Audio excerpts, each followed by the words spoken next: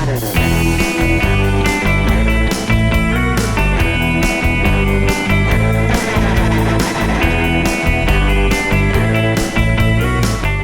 of the aspects that children do a lot online nowadays is online gaming.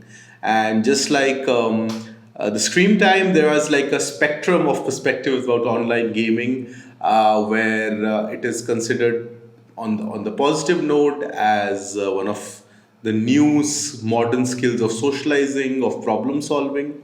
On the other side, and as you can imagine, especially in India, which is a more traditional parenting setup, it is considered a total waste of time that you should rather be studying or doing something completely different than online gaming.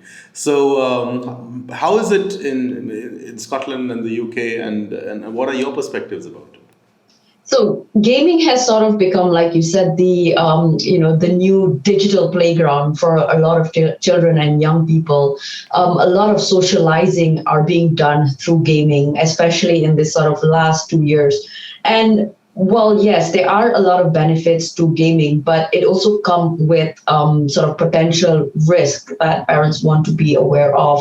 So, for example, like you said, that a lot in the news has been about online gaming addiction being, one of the biggest like concerns that a lot of parents and carers have.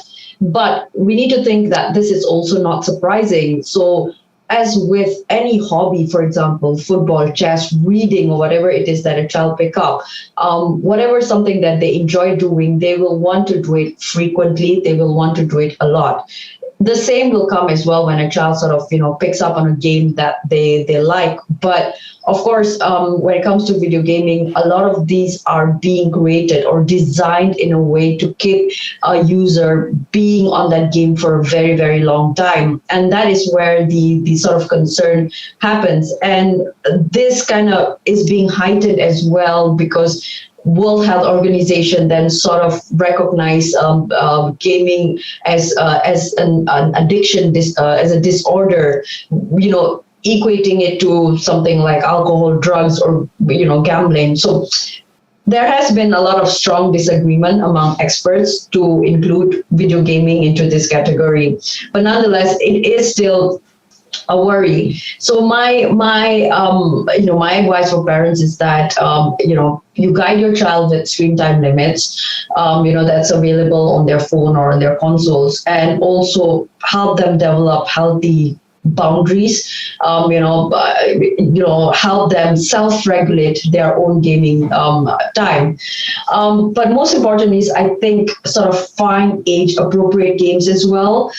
So, for example, you can look into like PEGI ratings of a game. So, like the PEGI system works the way is that it divides games into 6 different categories. For example, age 3, 7, 12, 16, 18. So, for example, if you see that a game has a PEGI rating of 16, you can expect to see more sort of mature and realistic violence against human character. So obviously that's for someone that's above the age of 16-year-old.